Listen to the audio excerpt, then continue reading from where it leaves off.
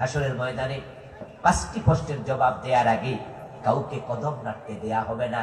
তার মাঝে 2টি প্রশ্ন হলো আন মালিহি মিন আইনা ইকতাসাবাহু ওয়া ফিমা আনফাকা। তার সম্পদের হিসাব দিতে হবে, কোথায় থেকে আয় করেছো, কোন কোন জায়গায় ব্যয় করেছো।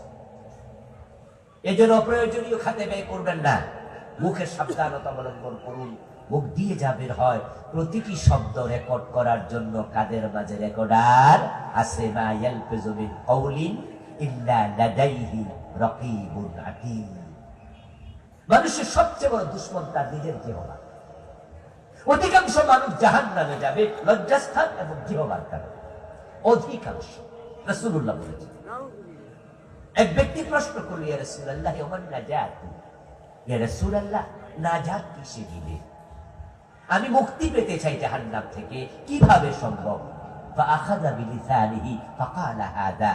রাসূলুল্লাহ সাল্লাল্লাহু আলাইহি ওয়াসাল্লাম নিজের জিহ্বার একটি অংশ ধরে বললেন, তোমার সবচেয়ে বড় দুশমন তোমার জিহ্বা। আমলিক আলাইকা লিসানাকা ওয়াবকি আলা